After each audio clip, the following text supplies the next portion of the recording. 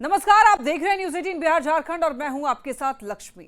मुजफ्फरपुर में रेप पीड़ित बच्ची की मौत के बाद पीड़ित परिवार से मिलने डिप्टी सीएम विजय सिन्हा ने प्रशासन को लेकर एक बड़ा बयान दिया। डिप्टी सीएम ने कहा कि पुलिस को अपराधियों का एनकाउंटर करने की सरकार की ओर से खुली छूट है और अगर जरूरत पड़े तो अपराधियों के घरों पर बुलडोजर एक्शन भी ले सकती है पुलिस। पीड़ित परिवार से मिलने के बाद विजय सिन्हा ने जिला मुख्यालय में अधिकारियों के साथ अपराध की समीक्षा की और कुढ़नी के तुर्की में रेप के दूसरे मामले में 12 घंटे के भीतर आरोपी की गिरफ्तारी का आदेश दिया है। उन्होंने सीधे तौर पर यह कहा कि चाहे वो कितना भी रसूखदार क्यों ना हो, अगर वो अपराधियों के बचाव में आता है, उसे संरक्षण देता है, पुलिस उसके खिलाफ भी कड़ी और ठोस कार्रवाई कर सकती है। तो अपराधी छूटने नहीं चाहिए, क्राइम से समझौता नहीं होगा, अपराधी के घर पर बुलडोजर चलाएं। लेकिन एनडीए सरकार, बिहार के मुख्यमंत्री नीतीश कुमार जी हर दोषी को कड़ी सजा देंगे, बख्शे नहीं जाएंगे अपराधी, ये सख्त चेतावनी दी गई है। और जो भी स्थिति हो, इनकाउंटर करने का, बुलडोजर से घर ढहाने का या उसकी अवैध संपत्ति को जब्त करने का, वो तमाम छूट प्रशासन को दी गई है। खोल करके एक्शन ले और एक्शन दिखाई पड़े, इसकी मॉनिटरिंग प्रभारी मंत्री के नाते मैं स्वयं कर रहा हूं। जिलाधिकारी और एसएसपी भी बैठे हैं। मुजफ्फरपुर में रेप पीड़ित बच्ची की मौत के बाद पीड़ित परिवार से मिलने डिप्टी सीएम विजय सिन्हा पहुंचे। परिवार से मिलने के बाद डिप्टी सीएम ने स्पीडी ट्रायल चलाकर दोषी को सजा दिलाने का भरोसा दिलाया है परिवार वालों को। साथ ही डिप्टी सीएम ने भरोसा दिलाया कि जहां कहीं भी गड़बड़ी या फिर लापरवाही हुई है, सरकार पूरे मामले पर गंभीर है और कार्रवाई कर रही है। बख्शे नहीं जाएंगे दोषी।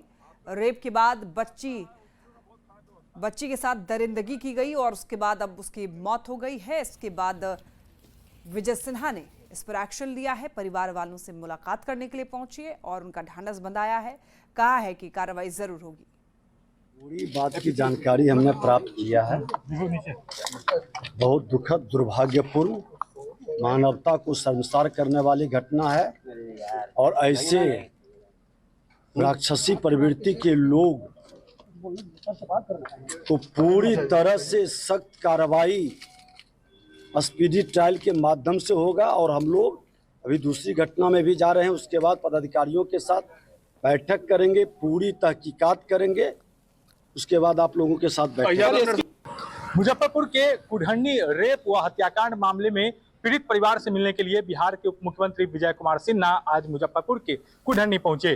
कुढ़नी में पीड़ित परिवार से उन्होंने मुलाकात की है, साथ ही साथ उनसे पूरी घटना की जानकारी ली है। साथ ही साथ विजय कुमार सिन्हा ने मीडिया से बातचीत में सीधे तौर पे कह दिया है कि जो दोषी है उसे स्पीडी ट्रायल के तहत सख्त से सख्त सजा दिलाई जाएगी। तो कहीं ना कहीं कुढ़नी मामले को लेकर बिहार में सियासत गरमाई हुई है। लगातार विपक्ष जो है वह हमलावर है। पहले तेजस्वी यादव पहुंचते हैं, कांग्रेस के प्रदेश अध्यक्ष पहुंचते हैं और अब उप मुख्यमंत्री विजय कुमार सिन्हा भी पीड़ित परिवार से मिलने पहुंचते हैं। एक तरफ जहां पर सियासत गरमाई हुई है, वहीं दूसरी तरफ पीड़ित परिवार को बिहार सरकार की तरफ से कई जो है वह सुविधाएं जो है वह दी गई है, आवास दिया गया है और मुआवजे की राशि भी दी गई है। साथ ही साथ अब इसको लेकर समीक्षात्मक बैठक भी डिप्टी सीएम करेंगे। आज सर्किट हाउस में डीएम और एसएसपी के साथ समीक्षा बैठक करेंगे और अन्य तुर्की का मामला है उसके भी पीड़ित परिवार से मिलने के लिए विजय कुमार सिन्हा पहुंचे हैं। मुजफ्फरपुर से न्यूज़ 18 के लिए प्रियांक सौरभ। इधर बिहार के पीएचईडी मंत्री नीरज बबलू ने रेप की घटना को लेकर एक बड़ा बयान दिया है। नीरज बबलू ने कहा कि रेप और हत्या के दोषियों का सीधा एनकाउंटर किया जाना चाहिए। ढूंढते रहते हैं कि कौन से सवाल पे हम आरोप लगाएंगे। स्वास्थ्य विभाग मजबूती से काम कर रही है, जहां कोई गड़बड़ी होती है तुरंत एक्शन होता है। जो मुजफ्फरपुर की घटना है, आपने देखा कि माननीय मुख्यमंत्री जी और माननीय डिप्टी सीएम दोनों मिलकर के तुरंत एक्शन लिया। कटिहार से एक बड़ी खबर, जहां मनिहारी अनुमंडल लोक शिकायत निवारण अधिकारी श्वेता मिश्रा के सरकारी आवास पर स्पेशल विजिलेंस यूनिट की छापेमारी में भारी मात्रा में कैश बरामद हुआ है। छापेमारी समाप्त होने के बाद स्पेशल विजिलेंस यूनिट के डीएसपी ने इसकी पुष्टि की है। 2 अन्य ठिकानों पर छापेमारी समाप्त होने के बाद कैश जो है वो कैश अब निकाल लिया गया है। बताते चले आपको, आय से अधिक संपत्ति का ये मामला बताया जा रहा है। महिला अधिकारी के ठिकाने पर छापेमारी हुई है। बताते चले आपको, विजिलेंस यूनिट टीम पहुंची थी वहां पर और श्वेता मिश्रा की सरकारी आवास पर छापेमारी की गई। लोक शक्ति निवारण पदाधिकारी हैं श्वेता और इनके आवास पर स्पेशल विजिलेंस यूनिट पहुंची छापेमारी करने के लिए। डीपीआरओ मनिहारी जो श्वेता मिश्रा जी है, उन्हीं के विरुद्ध एक मामला दर्ज हुआ है एसवीयू में, तो उसी के सिलसिले में कोर्ट द्वारा सर्च वारंट दिया गया था, तो उसी के एग्जीक्यूशन के लिए हम लोग आए थे। कुछ मिला सर? इसका एग्जीक्यूशन हुआ, कुछ मिला, कैश मिला है। कैश कितना मिला सर? एग्जैक्ट अभी हम नहीं दे पाएंगे आपको अमाउंट, ठीक है। आगे क्या कार्रवाई होगी सर? और 2 स्थानों पर भी छापेमारी चल रही है। स्क्रूटनी हम लोग करने के बाद ही ब्रीफ जो है हमारे सीनियर ऑफिसर। और एक बड़ी खबर पटना से, जहां पर साइबर फ्रॉड का एक बड़ा मामला सामने आया है। हनुमान नगर निवासी डॉक्टर संपत्ति को माफ कीजिएगा, यहाँ पर बता दें आपको, जो डॉक्टर दंपति हैं उनको 12 दिनों तक डिजिटल अरेस्ट किया गया। सीबीआई अधिकारी बनकर 1,95,00,000 रुपए बैंक अकाउंट में ट्रांसफर कराए गए। देखिए, फिलहाल पूरे मामले की जानकारी साइबर सेल को दी गई है। साइबर सेल मामले की जांच में अब जुट गई है। कांग्रेस से सांसद राहुल गांधी ने पिछले दिनों पीएम मोदी के लिए आपत्तिजनक शब्दों का प्रयोग किया था, जिसको लेकर अब बिहार बीजेपी के अध्यक्ष दिलीप जायसवाल ने यह पलटवार किया है। जायसवाल ने यह कहा कि अगर वो चाहें तो राहुल गांधी को 50 गाली दे सकते हैं, लेकिन लोकतंत्र में गाली की कोई जगह नहीं है और राहुल गांधी अपने पिता की उम्र के पीएम मोदी का भी सम्मान नहीं करते हैं और यही राहुल गांधी और कांग्रेस के पतन का कारण साबित होगा। बदखेती करने वाला, थेथरोलॉजी करने वाला नेता नहीं होता है। थेथरोलॉजी करने वाले सबको रोड पर ले आते हैं। अरे गाली बकना, उल्टा सीधा बोलना, हमको बोलिए ना 50 गाली राहुल गांधी को बक देंगे। हमारे गांव में तो और खतरनाक गाली सब लोग बोलता है। मास्टर को भी बोलते थे, पढ़ाने के वक्त तो बोलते थे मत तोरी मैं मास्टर बात के ना पर बैठी है। तो कौन गाली? ये राहुल गांधी को पता नहीं है कि गाली की संस्कृति राजनीति नहीं है। नरेंद्र मोदी जी उनके पिता के समान हैं और अपने पिता के समान को तुम ताम करना ये भारत का संस्कार नहीं है। राहुल गांधी के समाप्त होने का यही पाप का घड़ा कलयुग में भर रहा है। इधर दिलीप जायसवाल के बयान पर कांग्रेस प्रवक्ता राजेश राठौर ने पलटवार किया। उन्होंने कहा कि दिलीप जायसवाल से इससे ज्यादा उम्मीद भी नहीं की जा सकती।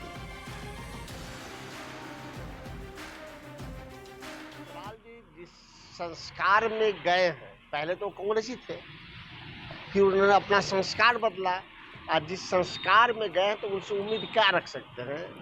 वो देश के प्रतिपक्ष के नेता को गाली नहीं देंगे तो करे क्या? और जब भी देश का आवाम और नेता जनता के लिए काम करता है तो चुभता है भारतीय जनता पार्टी पर। तेजस्वी यादव के बयान पर डिप्टी सीएम सम्राट चौधरी ने पलटवार किया है। सम्राट चौधरी ने पूछा है तेजस्वी यादव ने क्या बदला। तेजस्वी ने अपने विभाग में घोटाले से ज्यादा कुछ नहीं किया। नीतीश कुमार का सुशासन रहा है और आगे भी चलेगा। सम्राट चौधरी ने राहुल गांधी के दौरे पर भी हमला बोलते हुए ये कहा कि एक ने देश को लूटा, एक ने बिहार को लूटा। में तो लालू जी का परिवार सिर्फ घोटाला ही करता है, इससे ज्यादा कुछ नहीं करता। नीतीश कुमार जी का सुशासन रहा है, वही सुशासन आगे भी चलेगा। लालू जी का परिवार और गांधी परिवार में फर्क क्या है? एक ने देश को लूटा, एक ने बिहार को लूटा। खबर मुंगेर से, जहां पर स्वास्थ्य मंत्री मंगल पांडे की सभा में आशा कार्यकर्ताओं ने जमकर बवाल काटा। आशा कार्यकर्ताओं ने स्वास्थ्य मंत्री मंगल पांडे का घेराव कर अपनी मांगों को रखा, लेकिन इस दौरान पुलिस कर्मियों से उनकी नोकझोंक हो गई। दरअसल मुंगेर सदर अस्पताल में काम करने वाली आशा कार्यकर्ता मानदेय बढ़ोतरी और स्थायीकरण की मांग को लेकर पिछले महीने से आंदोलन कर रही हैं और इसी को लेकर उन्होंने मंत्री की गाड़ी का घेराव करने की कोशिश की, जिसके बाद मंत्री मंगल पांडे ने उनकी बात सुनी और आश्वासन दिया। हालांकि आशा कार्यकर्ताओं और पुलिस के बीच नोकझोंक हो गई और काफी देर बाद मामले को शांत कराया गया।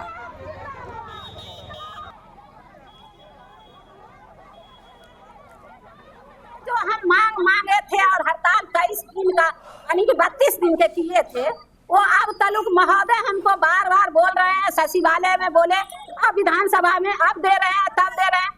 3 साल बीत चुका, लेकिन आज तक मेरा मांग 1000 से लेके 1500 रुपया यानी 2500 बढ़ा के किए थे।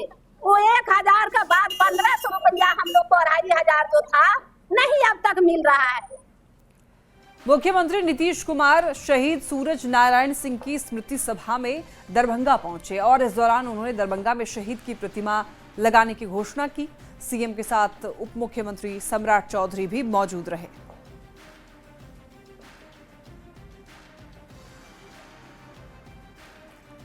पटना से एक बड़ी खबर, सीएम को तेजस्वी का पत्र। देखिए, तेजस्वी यादव ने पत्र लिखा सीएम को। सीएम नीतीश कुमार को विशेष सत्र बुलाने को लेकर दरअसल एक पत्र लिखा गया तेजस्वी यादव के द्वारा। सर्वदलीय समिति बनाने की मांग की गई, जातीय गणना की रिपोर्ट पर चर्चा हो और फिलहाल हाईकोर्ट से रोक लगी है हालांकि, लेकिन विशेष सत्र बुलाए जाने की मांग तेजस्वी यादव के द्वारा और ये मांग पत्र लिख करके दरअसल की गई है। विशेष सत्र बुलाने की मांग है, सर्वदलीय समिति बनाने की भी मांग, जातीय गणना की रिपोर्ट पर दरअसल चर्चा होनी चाहिए, तेजस्वी यादव का ये कहना है और इसी को लेकर बिहार के मुख्यमंत्री नीतीश कुमार को तेजस्वी यादव ने पत्र लिखा है। देखिए, सीएम नीतीश को तेजस्वी को पत्र पर अब तेजस्वी के द्वारा जो पत्र लिखा गया सीएम नीतीश को, इस पर अब सियासत भी शुरू हो चुकी है। बीजेपी ने तेजस्वी पर पलटवार किया है तो वहीं आरजेडी और कांग्रेस ने तेजस्वी की पहल को सही बताया है। माननीय तेजस्वी यादव जी का दिमागी संतुलन एक बार फिर गड़बड़ा गया है। पुनः नए सिरे से बहस और समीक्षा के लिए विधानसभा का एक दिवसीय सत्र बुलाने से संबंधित सीएम नीतीश कुमार को पत्र लिखना उनकी गलत मंशा से लवरेज माना जाना चाहिए। बिहार में सरकारी नौकरियों में आरक्षण भाजपा एनडीए की सरकार की देन है। जब जब चुनाव आता है उन्हें आरक्षण याद पड़ता है।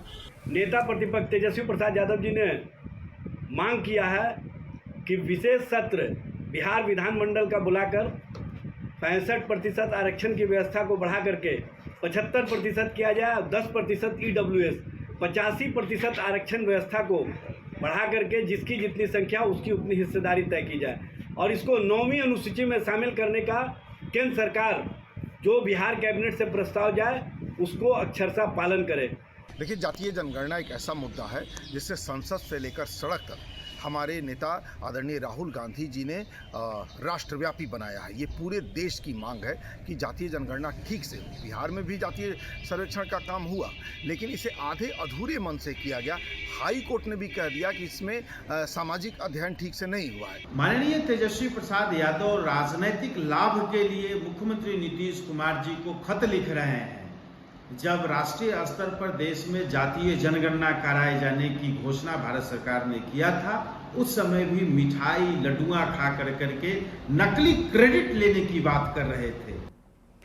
संपूर्ण क्रांति दिवस पर केंद्रीय गृह राज्य मंत्री नित्यानंद राय ने कांग्रेस पर निशाना साधा है। नित्यानंद राय ने कांग्रेस को लोकतंत्र का हत्यारा बताया है। साथ ही लालू प्रसाद पर निशाना साधते हुए कहा कि जेपी के आंदोलन में शामिल होने वाले नेता भी कांग्रेस के गोद में सत्ता के लिए खेल रहे हैं। सत्ता के लालच में जयप्रकाश नारायण को भी धोखा दे दिया। कांग्रेस और आरजेडी की कुंडली एक है, परिवार, भ्रष्टाचार और घोटाला। लोकतंत्र की हत्या करने वाली कांग्रेस इमरजेंसी लाकर देश की संविधान की भावनाओं के विरुद्ध जो काम किया था, उस आंदोलन में शामिल होने वाले नेता भी कांग्रेस की गोद में सत्ता के लोभ में खेलने लगे। लालू जी भी जाकर कांग्रेस की गोद में जा बैठे कि कांग्रेस और आरजेडी की कुंडली एक समान है। उस कुंडली में परिवारवाद, भ्रष्टाचार, घोटाला और उन्माद है। छपरा में जनसुराज के संस्थापक प्रशांत किशोर ने लालू प्रसाद पर तंज कसते हुए ये कहा कि लोगों को लालू प्रसाद से सीखना चाहिए कि बच्चों की चिंता कैसे की जाती है। उन्होंने कहा कि लालू जी का बेटा 9वीं पास भी नहीं हुआ है, लेकिन वो अपने बच्चे के लिए इतने चिंतित हैं कि वो अभी भी चाहते हैं कि वो बिहार का राजा बने। जब हम ऐसा कहते हैं तो लोग कहते हैं कि हम उनकी शिकायत करते हैं, लेकिन नहीं, हम लालू जी की तारीफ कर रहे हैं। आप अपनी हालत देखिए, आपका बच्चा मैट्रिक पास कर चुका है, ग्रेजुएशन भी कर चुका है, फिर भी उसे नौकरी नहीं मिल रही है। चिंता क्या होता है, एक बार आप लालू जी को देखिए, लालू जी से सीखिए। लालू जी का लड़का 9वां पास नहीं किया, लेकिन लालू जी को अपने बच्चे का चिंता है। वो चाहते हैं कि वो बिहार का राजा बने। हम ये बात कहिला तो कुछ आदमी के बुझाता कि हम लालू जी की शिकायत करता नहीं। अरे ना भाई, हम तो लालू जी की तारीफ कर रहे हैं। लालू जी इतने अच्छे बाप हैं, लड़का 9वां नहीं पास है, लेकिन चाहते हैं कि हमारा लड़का बिहार राजा बने। आप अपना दशा देखिए, आपका बच्चा मैट्रिक पास कर लिया, आईए बीए कर लिया, उसको चपरासी का भी नौकरी नहीं है, लेकिन उसका आपको कोई चिंता नहीं है। 5 महीना के बाद चुनाव बा, खूब घरे घर चर्चा होता, लालू के लड़का बनी कि भाजपा बनी हो।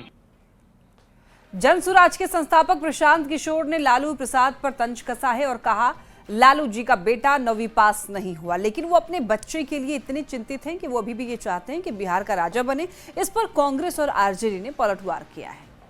यादव जी को अपने परिवार के अलावा किसी बात की चिंता नहीं रहती, तभी तो उन्होंने बिहार को जंगल राज में धकेल दिया था। दरअसल पूरा पार्टी वंशवाद और परिवारवाद को बढ़ावा देने वाला है।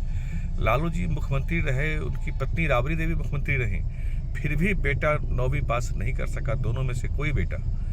तो ये दुर्भाग्य बिहार का है और ऐसे लोगों को लालू जी फिर से बिहार का मुख्यमंत्री बनाने की कोशिश में लगे हैं। यह बिहार के लिए दुर्भाग्य की बात है, लेकिन बिहार की जनता ऐसा होने नहीं देगी। 32 हेलीकॉप्टर के साथ प्रधानमंत्री नरेंद्र मोदी और केंद्र की पूरी सत्ता प्रतिष्ठान, बिहार के मुख्यमंत्री नीतीश कुमार और उनका पूरा सत्ता प्रतिष्ठान लगा हुआ था, लेकिन तेजस्वी जी को बिहार की जनता ने विश्वास और समर्थन दे करके यह स्पष्ट कर दिया कि हमको 32 साल के नौजवान के नेतृत्व पर भरोसा है। हमको तेजस्वी जी के द्वारा जो बातें कही जाती है वो पसंद है। तेजस्वी जी ने नौकरी और रोजगार की बात की, तेजस्वी जी ने बिहार को विकास के आयाम की बात की।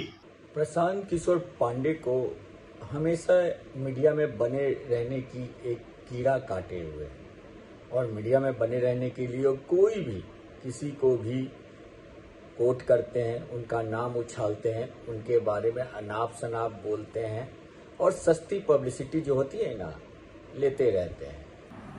लालू प्रसाद जी अपने मुख्यमंत्री और पत्नी के मुख्यमंत्री रहते हुए अपने उत्तराधिकारी पुत्र तेजस्वी यादव को उचित शिक्षा नहीं दिल पा पाए। उचित शिक्षा न मिलने के बावजूद लालू प्रसाद जी चाहते हैं कि हमारा सुपुत्र बिहार का मुख्यमंत्री बन जाए। बिहार की शिक्षित जनता, राजनीतिक रूपी जागरूक जनता ऐसी गलती नहीं करने वाली है जिससे बिहार पुनः जंगल राज के दौर में चला जाए। मुंगेर सदर अस्पताल परिसर में शिलान्यास समारोह में पहुंचे स्वास्थ्य मंत्री Mangal Pandey 11 health and wellness centre का शिलान्यास किया। उन्होंने कहा कि बिहार में स्वास्थ्य व्यवस्था में बदलाव हो रहा है और स्थिति पहले से काफी बेहतर हुई है।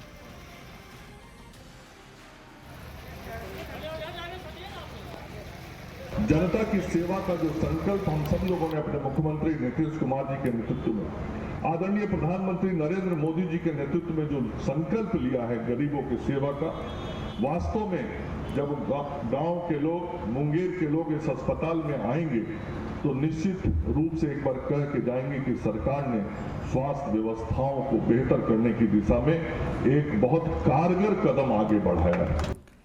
सोनपुर से हाजीपुर तक लगा है भीषण जाम। देखिए, पिछले 1.5 घंटे में वहां पर हजारों गाड़ियां फंसी हुई है जाम में। भगवान भरोसे यात्री हैं। पुलिस प्रशासन वहां से नदारद दिखा है। पासवान चौक से लेकर के सारण और सारण से हाजीपुर जाने वाली गाड़ियां वहां पर फंसी हुई दिखाई दे रही हैं। तो घंटों से दरअसल यहां पर जाम की स्थिति बनी हुई है। जाम को लेकर त्राहिमाम बचा हुआ है। यहां पर हजारों गाड़ियां फंसी हुई हैं। लोग काफी ज्यादा परेशान हैं। वहां पर पुलिस प्रशासन भी नहीं दिखाई दे रहा है। पुलिस प्रशासन नदारद है। पासवान चौक से लेकर के सारण तक भीषण जाम की स्थिति वहां पर बनी हुई है। आज गंगा दशहरा है और आज ही के दिन मां गंगा धरती पर अवतरित हुई थी। इस मौके पर बिहार के अलग अलग जिलों की तस्वीर सामने आई है। देखिए, श्रद्धालु जो है गंगा घाटों पर स्नान के लिए उमड़े। प्रशासन की तरफ से भी सुरक्षा के वहां पर पुख्ता इंतजाम किए गए थे। पटना, बक्सर, गोपालगंज, भागलपुर की ये कुछ तस्वीरें आप देख सकते हैं। यहाँ पर गंगा स्नान के लिए गंगा दशहरा के अवसर पर सभी लोग यहाँ पहुँचे और बताते चले आपको घाट पर सुरक्षा का भी पुख्ता इंतजाम दिखाई दिए।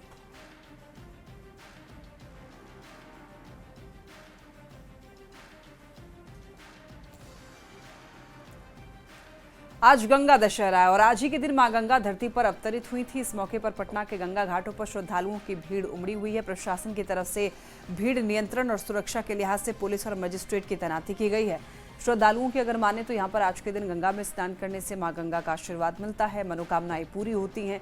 गंगा घाटों पर वहां पर काफी संख्या में श्रद्धालु दिखाई दिए। और इसी के साथ इस बुलेटिन में इतना ही। खबरें लगातार जारी है, आप देखते रहिए न्यूज़ 18।